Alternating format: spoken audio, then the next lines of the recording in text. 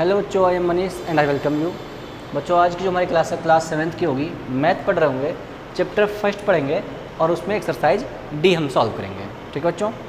तो बच्चों, इसके पहले हम लोगों ने प्रॉपर्टीज ऑफ एडिशन मतलब कि जोड़ के नियम या फिर गुण पढ़ लिए थे। ठीक है। फिर हमने पढ़ा प्रॉपर्टीज ऑफ सब्ट्रैक्शन, ये भी पढ़ लिया था। फिर हमने पढ़ा प्रॉपर्टीज ऑफ मल्टीप्लिकेशन, ये भी पढ़ लिया। अब हमें पढ़ना बच्चों प्रॉपर्टीज ऑफ डिवीज़न। बात समझ आ गई? तो उसे हम एक्सरसाइज डी में सॉल्व करेंगे। ठीक है बच्चों। तो चलिए आप कॉपी और पेन उठा लीजिए और हमारे साथ आ जाइए। ठीक है। तो बच्चों हेडिंग लगाओ प्रॉपर्टीज ऑफ डिवीज़न। क्या लगाएंगे? Properties of division.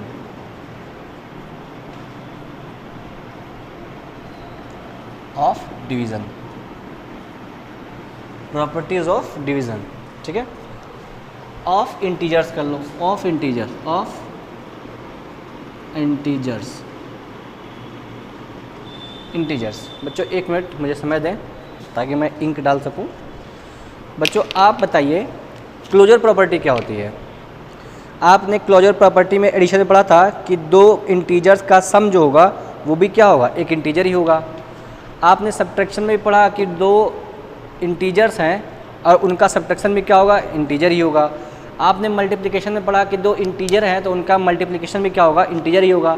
तो बच्चों डिवीज़न में क्या ऐसा पॉसिबल है? क्या ऐसा पॉसिबल है? तो ऐसा पॉसिबल नहीं है बच्चों। आपने ये हेडिंग लगा लिया होगा, उसमें फर्स्ट हेडिंग लगाएंगे closure property, closure property of division. First लगाएंगे बच्चों closure property, CLOSURE, closure property, closure property. देखते हैं ये फॉलो करता है या नहीं डिवीज़न में। ठीक है। तो बच्चों मैं एग्जाम्पल लिखूँगा, समझने की कोशिश करेंगे। देखो जैसे मैं कह दूं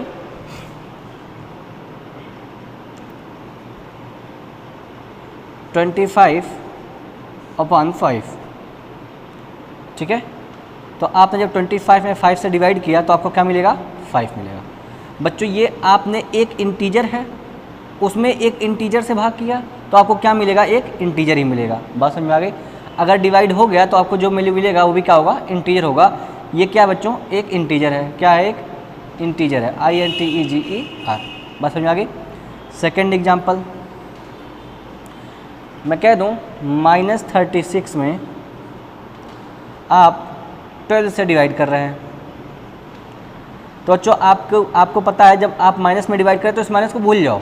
आप 36 में 12 से डिवाइड करो कितना आएगा बच्चों? 3 आएगा और ये माइनस साइन आप यहाँ पे लगा सकते हो। ठीक है। कितना आएगा बच्चों? ये भी क्या है? -3 क्या है? एक इंटीजर है। क्या है? एक इंटीजर है। जब आपने एक निगेटिव इंटीजर में पॉजिटिव इंटीजर से भाग दिया तो आपको क्या मिला? एक निगेटिव इंटीजर मिला, लेकिन है तो इंटीजर ही। ठीक है। आ जाओ अब दूसरा एग्जाम्पल देखते हैं, सेकेंड एग्जाम्पल। जैसे मैं कह दूँ 49/5 डिवाइड करें तो बच्चों जब आप 49 में 5 से डिवाइड कर रहे हैं तो क्या आपको एक इंटीजर मिल रहा है? क्या आपको एक इंटीजर मिल पा रहा है? नहीं। आप जब डिवाइड करेंगे बच्चों तो आपका पूरा डिवाइड नहीं होगा, कुछ ना कुछ ये सही बटा में आने का मतलब कि आपको होल नंबर मिलेगा और कुछ फ्रैक्शन में मिलेगा। ठीक है। तो ये बच्चों आपका नॉट एन इंटीजर लिखेंगे। क्या लिखेंगे? Not an integer, not an integer. ठीक है। वन मोर एग्जाम्पल मैं कह दूं -19/11। अब बच्चों 19 में आप 11 से भाग करेंगे तो बच्चों पूरा डिवाइड होगा? नहीं डिवाइड होगा। ठीक है। ये बच्चों को फ्रैक्शन पूरा डिवाइड नहीं होगा। अब पूरा डिवाइड नहीं होगा तो ये नॉट एन इंटीजर होगा या फिर इंटीजर नहीं होगा। इंटीजर क्या होता है बच्चों को पता है? अगर नहीं पता है तो आप पढ़ाई नहीं कर रहे हो, क्योंकि मैंने सारी बातें आपको पहले ही कंफर्म करा दी थी, पहले ही पढ़ा दी थी। ठीक है। अब आपकी जिम्मेदारी, आप पढ़ रहे हो नहीं पढ़ रहे हो, इंटीजर क्या होता है क्या नहीं होता, बार बार एक ही बात बताकर हम टाइम वेस्ट नहीं करेंगे। ठीक है बच्चों। तो बच्चों अब इसका डेफिनेशन लिखेंगे, इसका डेफिनेशन लिखेंगे integers are not close under division. Integers are not closed under division.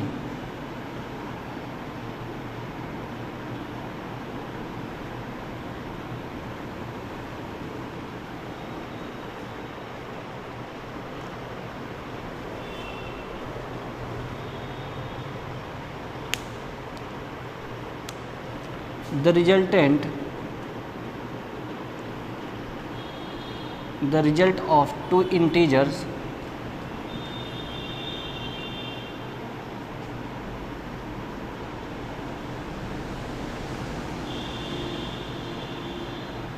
may be an integer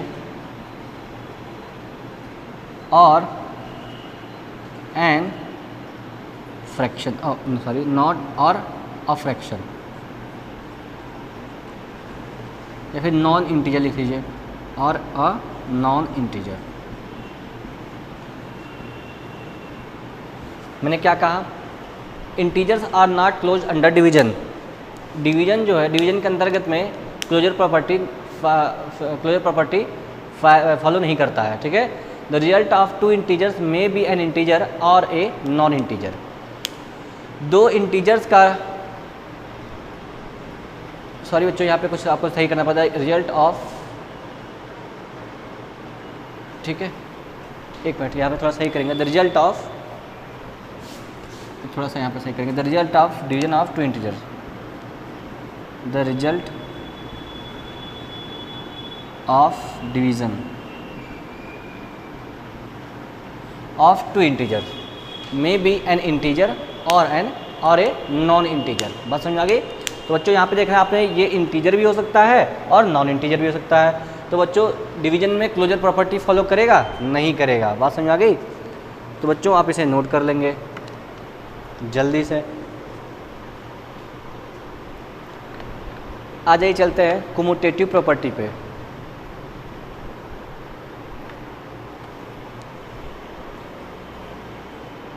चलो बच्चों मैं इसे डिलीट करता हूँ, ठीक है। तो क्लोजर प्रॉपर्टी में क्या होता था बच्चों, जब हम लोग एडिशन पढ़ रहे थे तो हम लोग पढ़ा था कि अगर टू इंटीजर्स को हम ऐड कर रहे हैं ना, तो हमें जो वैल्यू मिलेगी वो भी एक इंटीजर ही होगी। सब्ट्रैक्शन में भी होता था कि अगर हम लोग सब्ट्रैक्शन कर रहे हैं तो हमें एक इंटीजर ही मिलेगा। मल्टीप्लिकेशन में भी यही होता है, अगर हम कोई दो नंबर्स का मल्टीप्लाई कर रहे हैं इंटीजर्स का, तो हमें जो रिजल्टेंट मिलेगा वो भी हमें इंटीजर ही मिलेगा। लेकिन डिवीजन में ऐसा नहीं हो पा रहा है। अगर हम टू इंटीजर्स का डिवीजन ले रहे हैं तो वो इंटीजर भी हो सक रहा है और नॉन इंटीजर भी होने लग रहा है। बात समझ आ गई बच्चों। तो क्या करेंगे अब अब हम आएंगे कम्यूटेटिव प्रॉपर्टी पे। किस पे? कम्यूटेटिव प्रॉपर्टी के। सेकंड नंबर है commutative property. Commutative property heading लगाएंगे। कम्यूटेटिव प्रॉपर्टी क्या होता है बच्चों? कम्यूटेटिव प्रॉपर्टी होती है कि जैसे कम्यूटेटिव प्रॉपर्टी में मतलब बच्चों हम कोई भी ऑपरेशन कर रहे हो, मल्टीप्लिकेशन कर रहे हो, एडिशन कर रहे हो, सब्ट्रैक्शन कर रहे हो, डिवीजन कर रहे हो, तो ऑर्डर चेंज कर देने पे क्या कोई असर पड़ता है रिजल्ट पे? तो बच्चों जो हम लोगों ने पढ़ा था कि हम ए में बी को ऐड करें या बी में ए को ऐड करें, हमारा जो है ऑर्डर चेंज करने से एडिशन में रिजल्ट पे कोई फ़र्क नहीं पड़ रहा था। बात समझाई? तो बच्चों जो कम्यूटेटिव प्रॉपर्टी था वो उसमें फॉलो हो रहा था। किसमें? एडिशन में। सब्ट्रैक्शन में ऐसा नहीं हो रहा था। सब्ट्रैक्शन में जब हम मान लो हम 5 में से 3 को सब्ट्रैक्ट कर रहे हैं बच्चों, ठीक है, तो हमको क्या मिल रहा है बच्चों? आपको मिल रहा है 2 + 2। लेकिन जब 3 में से 5 को सब्ट्रैक्ट करेंगे ना तो आपको -2 मिलेगा। रिजल्ट हमारा चेंज हो जा रहा है। तो सब्ट्रैक्शन में कम्यूटेटिव प्रॉपर्टी फॉलो नहीं कर रहा था। मल्टीप्लिकेशन में फिर फॉलो कर रहा था। क्यों? क्योंकि a × b = b × a आपको याद होना चाहिए। तो आप मल्टीप्लिकेशन में कम्यूटेटिव प्रॉपर्टी फॉलो हो रही थी, लेकिन डिवीजन में क्या ऐसा हो पाएगा? Let's check. चलो चेक करते हैं, आ जाओ। देखो जैसे मैं कह दूं 78/13 कितना है बच्चों? 6 आएगा, प्लस का 6 आएगा। लेकिन जब बच्चों अगर मैं 30 में 78 का डिवीजन करूं तो क्या हमें 6 मिलेगा? नहीं मिलेगा। बात समझ आ गई? नॉट इक्वल टू 6, ठीक है। ये अपने आप में एक वैल्यू है, ठीक है। तो बच्चों यहाँ पर आप लिखेंगे 78/13 नॉट इक्वल टू 13/78। बात समझ आ गई? क्या लिखेंगे? 17/13 not equal to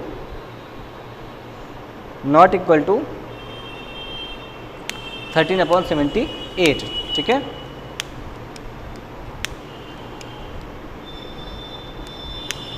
one more example देखेंगे। जैसे मैं लिख दूँ 49 अपॉन 49 मत करो बच्चों, आप कर लो 96 अपॉन माइनस 12 कितना मिलेगा बच्चों यहाँ से आपको? तो आप जब सब्ट्रैक्ट करें बच्चों, देखो ये माइनस का जो साइन है ना, ये ऊपर रहे या नीचे रहे, आपको इसको ऊपर ही मानना है, या तो यहाँ पे लगा रहा है या तो यहाँ पे लगा रहा है, आपको ऊपर ही मानना है, ठीक है। तो बच्चों माइनस तो आएगा, ठीक है। अब 12 से डिवाइड करेंगे तो 12 8 कितना होता है 96 होता है, ओके बच्चों। लेकिन जब आपने ऑर्डर चेंज किया, आप 12 को ऊपर ले जाए 96 को नीचे ले, तो -12 को आपने ऊपर ले गए और 96 को आप नीचे लेकर आए, ठीक है। आपने डिवाइड करेंगे तो जानते हो क्या मिलेगा? आपको मिलेगा -1/8 मिलेगा। तो आपने देखा कि रिजल्ट क्या हो गया, तुरंत फटाक से चेंज हो गया, और रिजल्ट चेंज हो गया, इसका मतलब जो है कम्यूटेटिव प्रॉपर्टी डिवीजन में फॉलो नहीं हो रही है, ठीक है। तो आप लिखेंगे 96/-12 नॉट इक्वल टू -12/96। आपको बच्चों मेरी बात समझ में आई, ठीक है। तो बच्चों लिखेंगे इंटीजर्स आर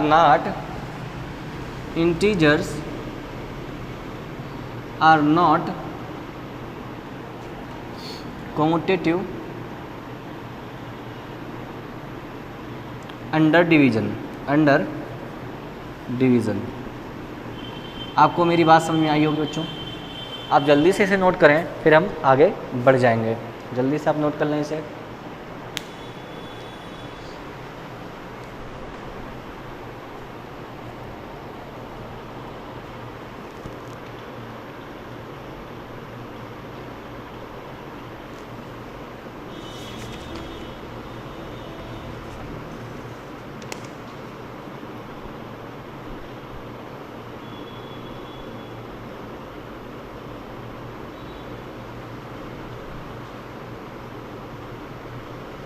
चलिए बच्चों, आपने इसे नोट कर लिया होगा। अब हम इसे डिलीट करते हैं, ठीक है, और कुछ नई चीज़ों को पढ़ेंगे।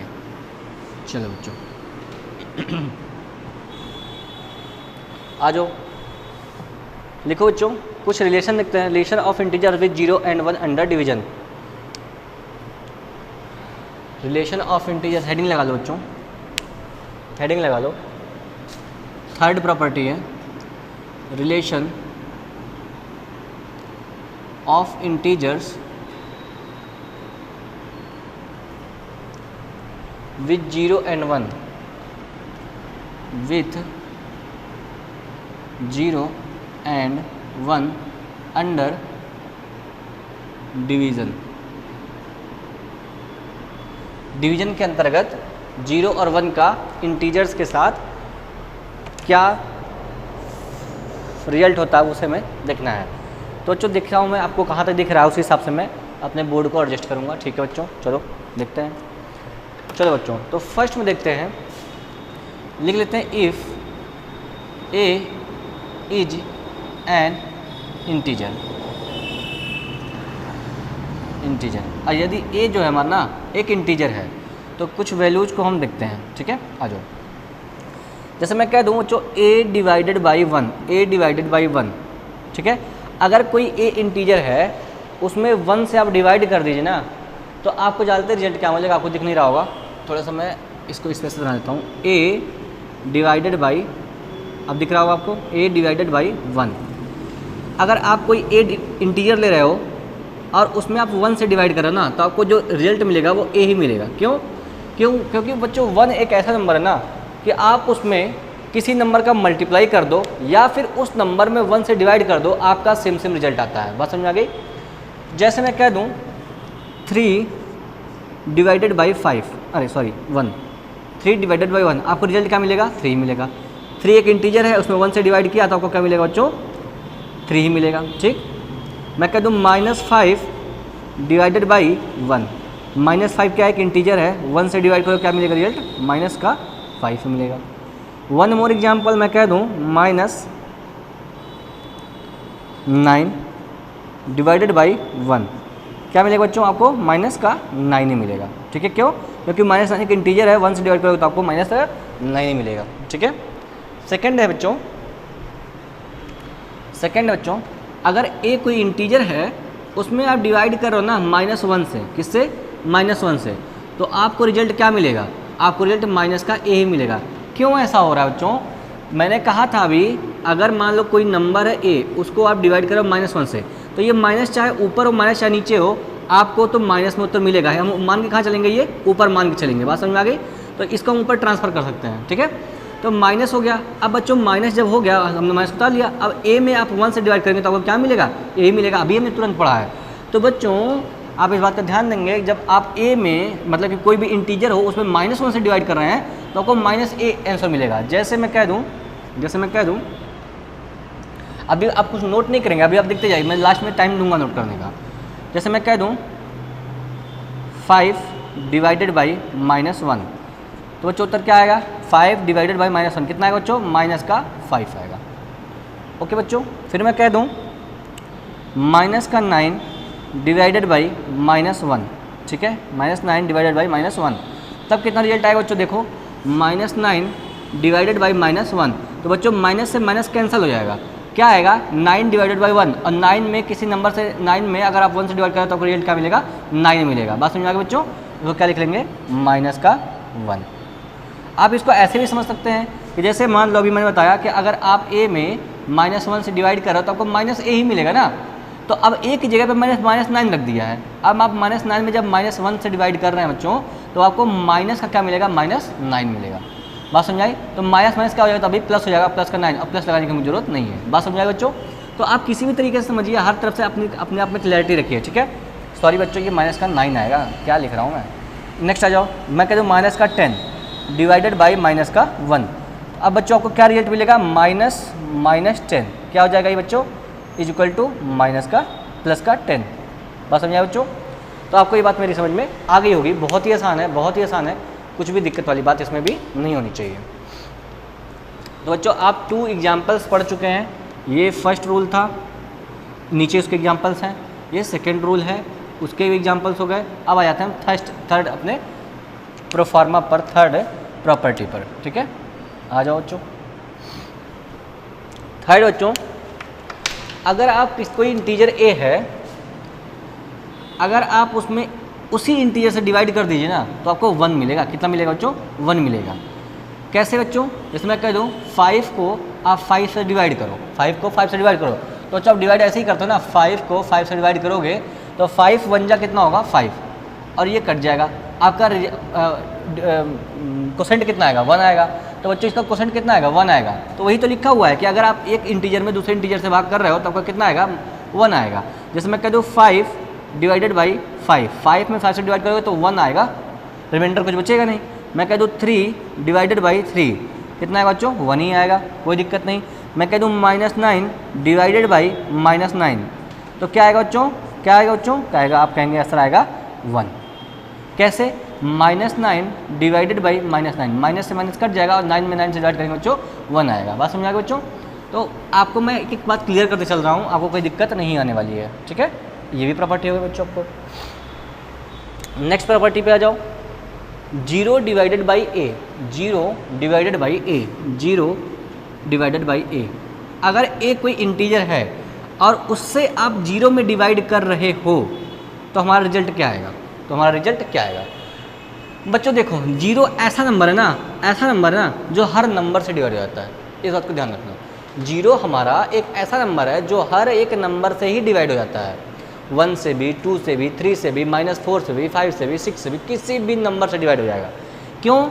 क्योंकि बच्चों अगर आप 0 में 5 से डिवाइड कर रहे हो ना, तो अगर यहाँ पर 5 होता तो 1 टाइम जाता, यहाँ पर 0 तो 5 का मल्टीप्लाई जब आप 0 में करेंगे तो वो क्या मिल जाएगा? 0।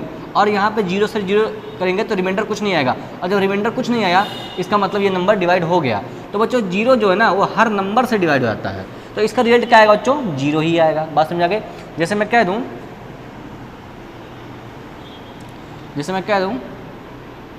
0 डिवाइडेड बाई 5 कितना आएगा बच्चों? 0 आएगा। 0 डिवाइडेड बाई -5 क्या आएगा? 0 आएगा। 0 डिवाइडेड बाई -10 कितना आएगा बच्चों? 0 ही आएगा। क्यों? क्योंकि बच्चों -10 का मल्टीप्लाई 0 में करेंगे तो आपको क्या मिल जाएगा? 0 मिल जाएगा। बात समझ आएगा बच्चों? ये भी एग्जाम्पल आपके मेरी बात समझ में आ गई होगी, ठीक है। अब आ जाओ, अब इसी का ऑर्डर चेंज करते हैं, ठीक है। ठीक है, अब ये भी आप बॉक्स में बंद कर लेना। अब लास्ट प्रॉपर्टी बच्चों है, थोड़ा सा आपको ध्यान लगाना पड़ेगा, ठीक है। अब बच्चों मैं एक एग्जांपल लेता हूँ आपके पास, क्या चीज़ है वो, क्यों कह रहा है कि अगर कोई नंबर है ए, उसमें आप डिवाइड कर रहे हैं 0 से, थोड़ा सा और पास लिखता हूँ, अगर कोई नंबर है ए उसमें डिवाइड कर रहे हैं 0 से, तो इसे बोलते हैं अनडिफाइंड। क्या बोलते हैं? अनडिफाइंड।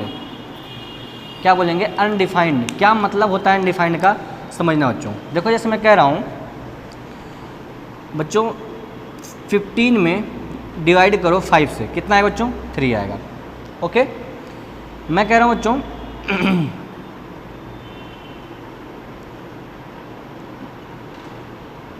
20 में डिवाइड करो 4 से, कितना आएगा बच्चों? 5 आएगा।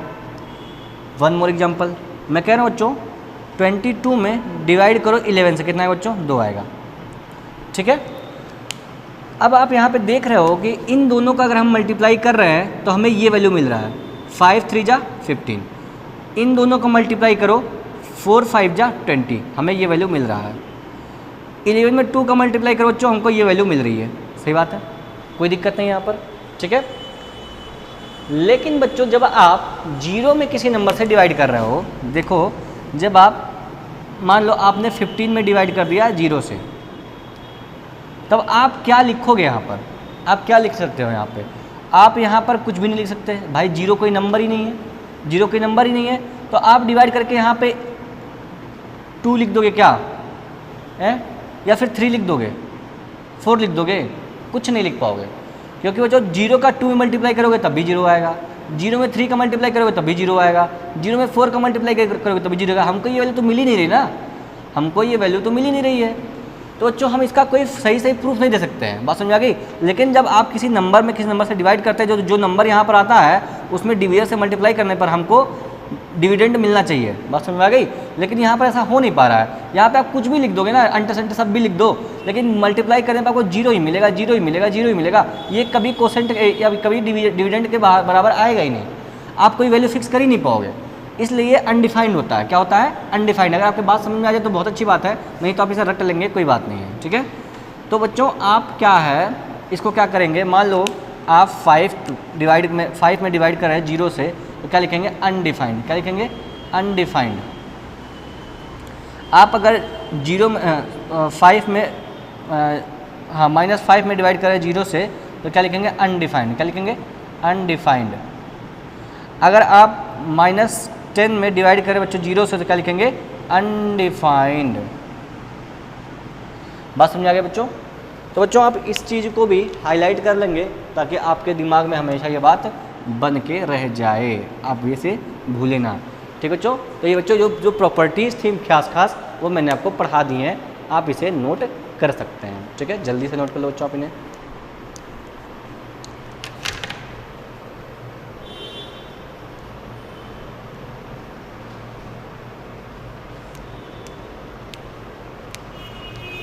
तो चलो बच्चों, अब आपने इसे नोट कर लिया होगा। अब मैंने डिवाइड करूँगा, ठीक है, सॉरी इरेज करूँगा, ताकि मैं कुछ क्वेश्चंस आपको करा सकूँ आज। ठीक है, आ जाओ कर लेते हैं।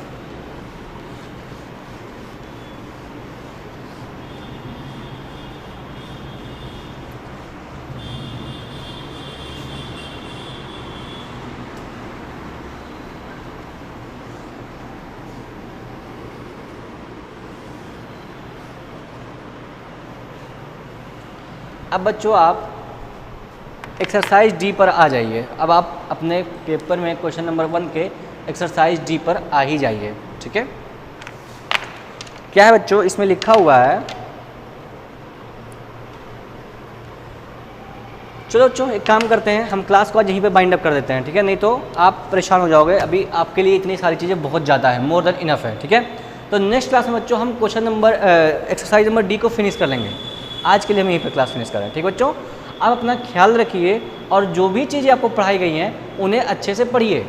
ठीक है, क्योंकि जो चीज़ आपको पढ़ाई जा रही है वो आप कहीं किसी बुक में या फिर नहीं पाएंगे इतने डिटेल में। ठीक है, तो आप हर एक चीज़ को अच्छे से पढ़ते जाइए। जो भी चीज़ें आपके दिमाग में डाउट आता है उन्हें हमसे कंसल्ट करिए, हमसे मिलकर उस चीज़ को दूर कर सकते हैं। ठीक है बच्चों, आप अपना ख्याल रखिए और हमसे मिल सकते हैं बाद में आप। ठीक है, चलिए गुड बाय।